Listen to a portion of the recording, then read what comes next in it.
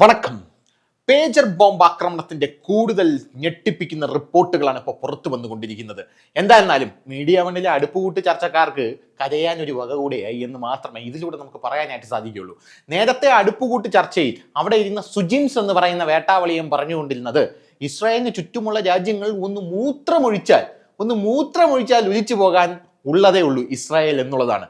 സത്യം പറയാമല്ലോ, പേജർ ആക്രമണത്തിലൂടെ എവന്റെ വാക്കുകൾ അവർ കേട്ടോ എന്നറിയില്ല. മൊസാദ് മൂത്രമൊഴിക്കാനുള്ള സാധനം പോലും, ആ സുപ്രധാനമായിട്ടുള്ള അവയവം പോലും ബാക്കി വയ്ക്കാതെ പൊട്ടിത്തെറിപ്പിക്കുകയായിരുന്നു എന്നാണ് നമുക്ക് മനസ്സിലാക്കാനായിട്ട് സാധിക്കുന്നത്. ഇതിലൂടെ 2800 ഭീകരരുടെ പ്രധാനപ്പെട്ട അവയവം പ്രവർത്തനരഹിതമായി എന്നാണ് നമുക്ക് മനസ്സിലാക്കാൻ സാധിക്കുന്നത്. കഴിഞ്ഞ ദിവസം ഞാൻ പറഞ്ഞല്ലോ. എന്ത് തന്നെയായിരുന്നാലും ഇതിന്റെ ഞെട്ടിക്കുന്ന വിവരങ്ങളാണ് ഇപ്പോൾ പുറത്തു വിട്ടിരിക്കുന്നത്. അമേരിക്കയുടെ രഹസ്യാന്വേഷണ ഏജൻസി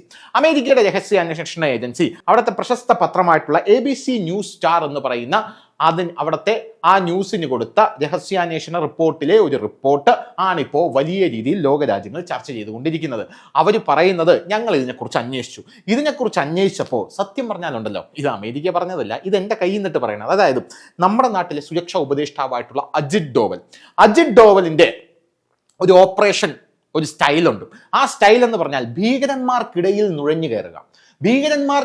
നുഴഞ്ഞു കയറിയിട്ട് അവരിൽ ഒരാളായിട്ട് താമസിച്ച ശേഷം അജിത് ഡോവൽ എന്ത് ചെയ്യും? അവരുടെ പ്രവർത്തനങ്ങൾ മുഴുവൻ പഠിച്ചിട്ട് അവർക്കുള്ളിൽ തന്നെ സഹായികളെ സൃഷ്ടിച്ച ശേഷമാണ് നമ്മുടെ അജിത് ഡോവലിന്റെ ഓപ്പറേഷൻ എന്ന് പറയുന്നത്. ഇതിന് വർഷങ്ങൾ എടുത്തേക്കാം. സമാനമായ രീതിയിലുള്ള ഒരു ഓപ്പറേഷനാണ് മൊസാദ് നടത്തിയിരിക്കുന്നത് എന്നാണ് അറിയാനായിട്ട് സാധിക്കുന്നത്. ഇതാണ് അമേരിക്കൻ രഹസ്യാന്വേഷണ ഏജൻസി പറയുന്നത്.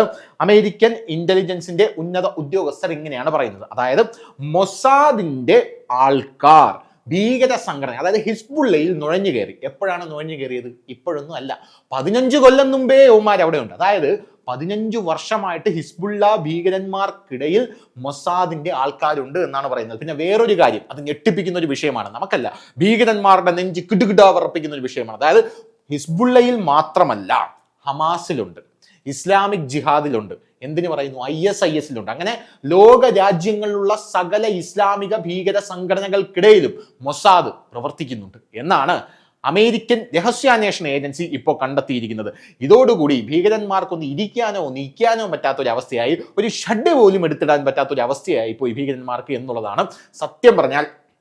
നമ്മുടെ PFI, അതായത് പോപ്പുലർ ഫ്രണ്ട് ഓഫ് ഇന്ത്യ എന്ന് പറയുന്ന ആ ഭീകര സംഘടനയെ NIA പൂട്ടിയത് എങ്ങനെയാണെന്ന് നമുക്ക് എല്ലാവർക്കും കൃത്യമായിട്ട് അറിയാം. സമാനമായിട്ടുള്ള ഓപ്പറേഷൻ ആയിരുന്നു. അതായത് പോപ്പുലർ ഫ്രണ്ട് ഓഫ് ഇന്ത്യ എന്ന് പറയുന്ന ഭീകര സംഘടനയുടെ അവന്മാർ ഇടയ്ക്കിടയ്ക്ക് പ്രസംഗിക്കുമല്ലോ, RSSകാരന്റെ വീടറിയാം, വീട്ടിലേക്ക് പോകുന്ന വഴി അറിയാം, പട്ടിയുടെ പേരറിയാം, പട്ടിക്ക് പെഡിഗ്രി വാങ്ങിക്കുന്ന സ്ഥലം എവിടെയാണെന്ന് അറിയാം എന്നൊക്കെ പറഞ്ഞ് അവന്മാർ പ്രസംഗിക്കുമായിരുന്നല്ലോ. അത് പ്രസംഗിക്കാൻ അവന്മാർക്ക് പ്രചോദനം കൊടുത്തത് കേരള പോലീസിനകത്തുള്ള പച്ച വെളിച്ചം PFIക്കാരാണ്. കേരള പോലീസിന് PFIയുടെ സാന്നിധ്യമുണ്ട്. കേരള പോലീസിലെ പച്ച വെളിച്ചം PFI ആണ് RSSകാരുടെ ലിസ്റ്റ് മുഴുവൻ ചോർത്തിയെടുത്ത് ഈ PFIക്കാർക്ക് കൊടുത്തുകൊണ്ടിരുന്നത്. അതിന്റെ പേരിൽ ഒരു തന്നെ പോലീസിൽ നിന്ന് പിരിച്ചു വിട്ടിട്ടൊക്കെ ഉണ്ടായിരുന്നു. അങ്ങനത്തെ സാഹചര്യത്തിൽ ഇവന്മാർ അറിയാതെ പോയൊരു കാര്യമുണ്ട്. RSSകാരന്റെ വീടറിയാം, വീട്ടിലോട്ട് പോകണ വഴിയറിയാം എന്നൊക്കെ പറയുമ്പോൾ ഇവന്മാരുടെ വീട്ടിനകത്ത് തന്നെ NIAക്കാർ കിടന്നുറങ്ങുന്നുണ്ട് എന്നുള്ളൊരു നഗ്നമായിട്ടുള്ള, അതായത് തുണി ഉടുക്കാത്തൊരു സത്യമാണ് ഇവന്മാർ അറിയാതെ പോയത്. ഇറച്ചി വെട്ടുകാരനായിട്ടുണ്ടായിരുന്നു, കോഴിക്കച്ചവടക്കാരനായിട്ടുണ്ടായിരുന്നു, അങ്ങനെ പല രീതികളിൽ NIA ഇവന്മാർക്ക് ചുറ്റും വട്ടമിട്ട് പറക്കുന്നുണ്ടായിരുന്നു. കൃത്യമായിട്ട് യവന്മാരുടെ നിരോധനം വന്നപ്പോൾ യവന്മാരുടെ സകല മോഡസ് ഓപ്പറാൻഡിയും പഠിച്ച ശേഷം പാദരാത്രി ആയപ്പോൾ താടി മുടിയൊക്കെ നീട്ടി വളർത്തിയിട്ട് അളിയൻ കിടന്നുറങ്ങിയായിരുന്നു. അപ്പോൾ ഒന്ന് കൊട്ടി വിളിച്ചപ്പം PFIക്കാരൻ കണ്ണു തുറന്നു നോക്കിയപ്പോൾ രാത്രി 3 മണിക്ക് ചിക്കൻ വെട്ടാമെന്ന ബംഗാളിയാണെങ്കിൽ കോട്ടും സൂട്ടും ടൈയൊക്കെ ഇട്ട് കയ്യിലൊരു പെട്ടിയായിട്ട് എനിക്ക് പോവാന്ന് പറഞ്ഞിരിക്കുന്നു. അപ്പൊ ഈ ഉറക്കച്ചടവിൽ ഇവൻ വിചാരിച്ച് കാണുമ്പോൾ ഇവ എന്തിന് വല്ല ബംഗാളിലോട്ടും തിരിച്ചു പോകണം, അങ്ങനെയാണെങ്കിൽ 10 രൂപ വണ്ടി കൂലി കൊടുത്തേക്കാന്ന് പറഞ്ഞ് കൈ ഇട്ടപ്പം എണീച്ച് വാടാ എന്ന് പറഞ്ഞ് അള്ളി വണ്ടിക്കകത്തിട്ടുകൊണ്ട് പോകുന്ന കാഴ്ചയാണ് നമുക്ക് കാണാനായിട്ട് സാധിച്ചത്. രാത്രി 2 മണി മുതൽ രാവിലെ 4 മണി വരെ ഉള്ള കനത്ത ഓപ്പറേഷൻ ആയിരുന്നു അത്. അപ്പോൾ സമാനമായ രീതിയിലാണ് മൊസാദിന്റെയും ഓപ്പറേഷൻ എന്ന് പറയുന്നത്. പക്ഷെ മൊസാദ് ഇതിനെക്കാട്ടിലും പ്ലാൻഡ് ആയിട്ടാണ് ചെയ്തുകൊണ്ടിരിക്കുന്ന കാര്യങ്ങൾ. 15 കൊല്ലമായി മൊസാദ് ഇവന്മാർക്കിടയിൽ പ്രവർത്തിക്കുന്നുണ്ട് എന്നാണ് അറിയാനായിട്ട് സാധിച്ചത്. ഇതോടുകൂടി ഭീകരർക്കിടയിൽ തന്നെ വലിയ രീതിയിലുള്ള ഒരു ഭീകരാന്തരീക്ഷം, അത് ഭയങ്കര ഒരു സെറ്റപ്പാണ്. സാധാരണ ഭീകരന്മാരാണ് ഭീകരാന്തരീക്ഷം സൃഷ്ടിക്കുന്നത്. ഭീകരന്മാർക്കിടയിൽ ഭീകരാന്തരീക്ഷം സൃഷ്ടിക്കണമെങ്കിൽ അതിനൊരു സംഘടനയെ കൊണ്ട് മാത്രം പറ്റും. അതാണ് മൊസാദ് എന്ന് പറയുന്നത്. ഇവന്മാർക്കിടയിൽ ഇവന്മാരുടെ കാലന്മാരായിട്ട് വന്നിരിക്കുകയാണ് മൊസാദ് എന്ന് പറയുന്നത്. ക്രിമിനലെ പിടിക്കണമെന്നാ അതെവിടെ ക്രിമിനലായി യോസിക്കണം എന്ന് പറയുന്നത് പോലെയാണ് മൊസാദിന്റെ കാര്യം എന്ന് പറയുന്നത്. അങ്ങനെ ഭീകരന്മാർക്കിടയിൽ ഒരു ഭീകരാന്തരീക്ഷം സൃഷ്ടിച്ചിരിക്കുകയാണ് മൊസാദ് എന്ന് പറയുന്നത്. ഇപ്പൊ സത്യം പറഞ്ഞാലും അവിടെ നിന്ന് ചിക്കനും മട്ടനും ഡക്കൊക്കെ കയറ്റിക്കൊണ്ടിരിക്കുന്ന ഭീകരനെ അറിഞ്ഞൂടെ ഇതിനകത്ത് വല്ലതും ഉണ്ടാ, അല്ലെങ്കിൽ പിറകെ നിൽക്കണവൻ ഭീകരനാണോ, അല്ലെങ്കിൽ പിറകെ നിൽക്കുന്നവൻ ഭീകരനാണോ, അല്ലെങ്കിൽ മൊസാദിന്റെ ചാരനാണോ എന്നൊന്നും പറയാനായിട്ട് സാധിക്കില്ല. പിന്നെ മൊസാദിന്റെ പ്രധാനപ്പെട്ട ഒരു ജോലി എന്ന് പറഞ്ഞാൽ ഈ ഭീകരർക്കിടയിൽ നുഴഞ്ഞു കയറുക, എന്നിട്ട് ആ ഭീകരർക്കിടയിൽ തങ്ങൾക്ക് സഹായികളെ ഉണ്ടാക്കിയെടുക്കുക എന്നുള്ളതാണ് മൊസാദിന്റെ പ്രധാനപ്പെട്ട ജോലി എന്ന് പറയുന്നത്. അങ്ങനെയാണ് ഇവർ ഈ കാര്യങ്ങൾ എക്സിക്യൂട്ട് ചെയ്തിരിക്കുന്നത് എന്നാണ് അമേരിക്കൻ ഇന്റലിജൻസ് റിപ്പോർട്ട് പ്രകാരം പറയുന്നത് എന്നാണ് ABC ന്യൂസ് സ്റ്റാർ റിപ്പോർട്ട് ചെയ്യുന്നത്. ഇതൊന്നാമത്തെ കാര്യം. ഇനി രണ്ടാമത്തെ പ്രധാനപ്പെട്ട ഒരു കാര്യം എന്ന് പറഞ്ഞാൽ ഇവന്മാരുടെ പൊട്ടിത്തെറി. ഈ പേജർ ബോംബ് ആക്രമണത്തിൽ വോക്കി ടോക്കിയും പൊട്ടിത്തെറിച്ചിരുന്നു. പേജർ മാത്രമല്ല, പേജറിൽ 3 ഗ്രാം സ്ഫോടക വസ്തു ചേർത്തിട്ടുണ്ടായിരുന്നു എന്ന് മീഡിയ ഫണ്ടിലെ നിഷാദ് റാവുത്തർ കരഞ്ഞുകൊണ്ട് പറയുന്നത് ഞാൻ കണ്ടു. അതൊക്കെ പോട്ടെ. ഇപ്പോ വോക്കി ടോക്കി എങ്ങനെ പൊട്ടിത്തെറിച്ചു? പേജർ പൊട്ടിത്തെറിച്ചതിനെക്കാട്ടിലും കനത്ത നാശനഷ്ടമാണ് വോക്കി ടോക്കി. അത് ഭീകരന്മാരുടെ മരണാനന്തര ചടങ്ങിൽ വെച്ചാണ് ഈ വോക്കി ടോക്കി പൊട്ടിത്തെറിച്ചത്. അവിടെയാണ് മൊസാദിന്റെ ഒരു ബ്രില്യൻസ് ഇരിക്കുന്നതെന്ന് പറയുന്നത്. ഈ സ്ലീപ്പർ സെല്ലുകളെ പിടിച്ചാൽ പോരാ നമുക്ക്. ഈ പൊട്ടിത്തെറിച്ച പേജർ സപ്ലൈ ചെയ്ത് പോയിരിക്കുന്നതെല്ലാം സ്ലീപ്പർ സെല്ലുകളുടെ കയ്യിലേക്കാണ്. ഈ സ്ലീപ്പർ സെല്ലുകളുടെ കയ്യിൽ ഇരുന്ന് പേജർ പൊട്ടിത്തെറിച്ചപ്പോൾ സ്ലീപ്പർ സെല്ലുകൾ മാത്രമേ ചാവൂ. പക്ഷെ അവന്മാർക്കൊരു ഓർഡർ കൊടുക്കുന്ന ഒരു തലവൻ ഉണ്ടായിരിക്കും. ആ തലവനെ കൊന്നു കഴിഞ്ഞാൽ ഈ സ്ലീപ്പർ സെല്ലുകളെ കൊന്നില്ലെങ്കിലും ഒരു പ്രശ്നമില്ല. നമ്മുടെ തുപ്പാക്കി സിനിമയിൽ മുരുകദോസ് എഴുതിയ സ്ക്രിപ്റ്റ് പോലെ തലവൻ മരിച്ചു കഴിഞ്ഞാൽ ഈ തലവന്റെ കയ്യിൽ നിന്നും സിഗ്നൽ വരും, ഇപ്പൊ പൊട്ടിത്തെറിച്ച് ചാവാം എന്ന് വിചാരിച്ചിരിക്കുന്ന ഈ ഭീകരന്മാർ മുഴുവനും ഡെഡ് ആവും. അതായത് സിഗ്നലും വരെ ഇവന്മാർ ഒന്നും ചെയ്യാതെ ഡെഡ് ആയിരിക്കും എന്നുള്ളതാണ്. ഒരു സാധാരണ ജീവിതം നയിക്കും എന്നുള്ളതാണ്. സ്ലീപ്പർ സെല്ലുകൾ ആകാനായിട്ട് ഭീകര സംഘടനയെ ചേരണമെന്നില്ല എന്നുള്ളതാണ് വേറൊരു കാര്യം. അപ്പോ ഈ സ്ലീപ്പർ സെല്ലുകളെ സംസ്കരിക്കാൻ പോകുന്ന ചടങ്ങിനിടയിലാണ് വോക്കി ടോക്കി പൊട്ടിത്തെറിച്ചത്. കൃത്യമായിട്ടും മൊസാദിനറിയാം സംസ്കാര ചടങ്ങുകളിൽ യുവമാരെ വല്യുപ്പയും ചെറിയുപ്പയും എല്ലാവരും കൃത്യമായിട്ട് എത്തും. പോരാത്തതിന് അവിടെ ഭീകരന്മാര് കൃത്യമായിട്ടെത്തും. അവിടെ ഒരു പൊട്ടിത്തെറി നടത്തി കഴിഞ്ഞാൽ കുറെ എണ്ണത്തിനെ കൂടെ കൊല്ലാമെന്ന് കൃത്യമായിട്ട് മൊസാദിന് മനസ്സിലായി. അങ്ങനെ ആ വോക്കി ടോക്കിയിൽ നിറച്ചത് PETN എന്ന് പറയുന്ന ഉഗ്ര സ്ഫോടക ശേഷിയുള്ള ഒരു രാസവസ്തുവാണ് എന്നാണ് മനസ്സിലാക്കാനായിട്ട് സാധിക്കുന്നത്. അല്ലെങ്കിൽ സ്ഫോടക വസ്തുവാണ്, ഉഗ്ര സ്ഫോടക വസ്തുവാണ് എന്നാണ് മനസ്സിലാക്കാനായിട്ട് സാധിക്കുന്നത്. PETN എന്ന് പറയുന്ന സ്ഫോടക വസ്തു എങ്ങനെയാണ് ഇതിനകത്ത് നിറച്ചത് എന്നുള്ളതിന് ഇതുവരെ ഒരു കൺഫർമേഷൻ ലഭിച്ചിട്ടില്ല.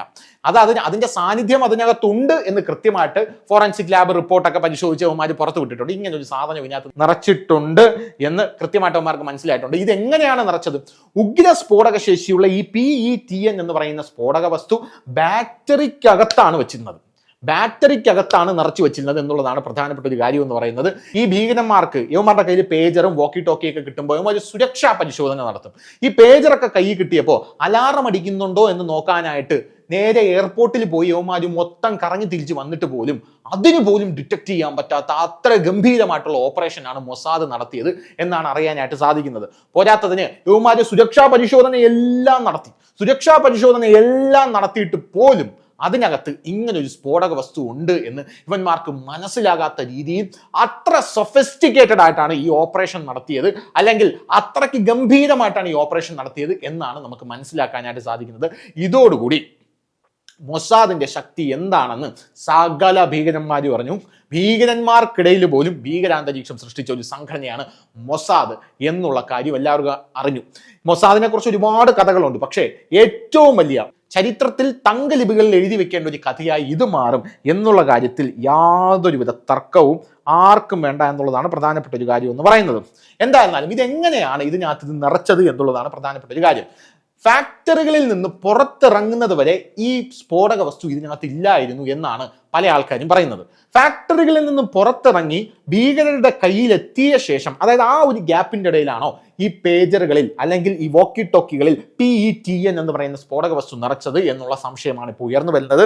അല്ലെങ്കിൽ ഭീകരന്മാരുടെ കയ്യിലെത്തിയ ശേഷമാണോ ഇത് നിറച്ചത്? എങ്കിൽ എൻ്റെ മോനെ, മൊസാദിന് ഒരു അവാർഡ് കൊടുക്കേണ്ടി വരും എന്നാണ് പല ആൾക്കാരും പറയുന്നത്. കാരണം ഭീകരർക്കിടയിൽ തന്നെ മൊസാദ് ഉണ്ടെന്നാണ് പറയുന്നത്. ഈ 3000 പേജറുകളിൽ ഈ വോക്കി ടോക്കികളിൽ ഈ സ്ഫോടക വസ്തു നിറച്ചത് എവിടെ വെച്ചാണ് എന്നുള്ള കൃത്യമായിട്ടുള്ള വിവരം ഇപ്പോഴും ഈ വേട്ടാവളിയന്മാർക്ക് കിട്ടിയിട്ടില്ല.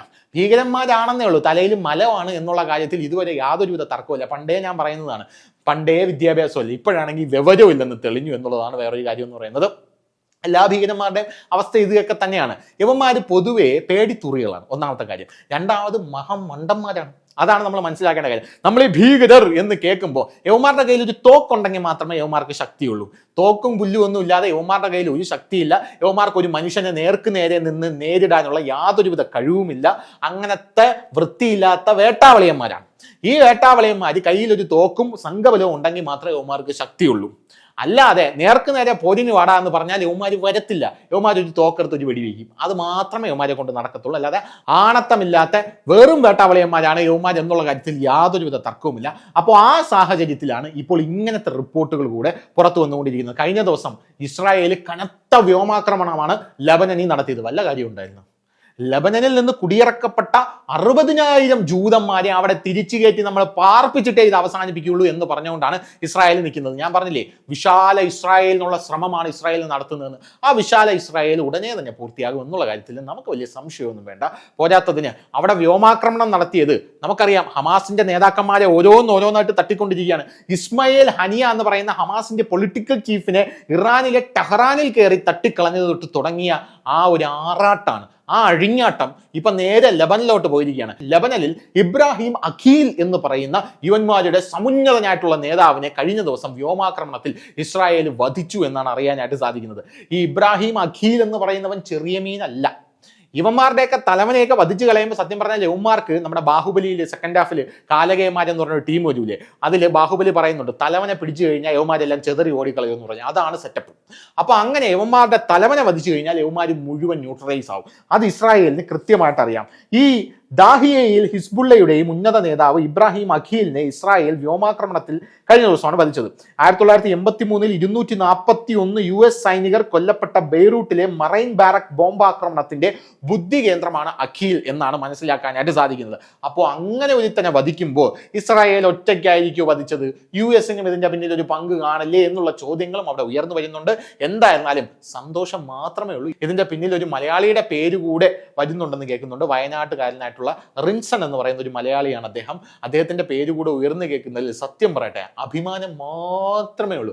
യവന്മാരെയൊക്കെ തലയും മറ്റതും മറിച്ചതും പ്രധാനപ്പെട്ട അവയവവും ഒക്കെ പൊട്ടിത്തെറിപ്പിച്ച് കളയുന്ന എല്ലാവന്മാർക്കും നിരുപാധിക പിന്തുണ പ്രഖ്യാപിച്ചുകൊണ്ട് നിർത്തുന്നു ഈ ഭീകരന്മാരുടെ ശവസംസ്കാരം. അപ്പൊ ശരി. കൂടുതൽ വാർത്തകളും വിശേഷങ്ങളും നിങ്ങളിലേക്ക് എത്താൻ ABC മലയാളം സബ്സ്ക്രൈബ് ചെയ്യുക, ബെൽ ബട്ടണും അമർത്തുക.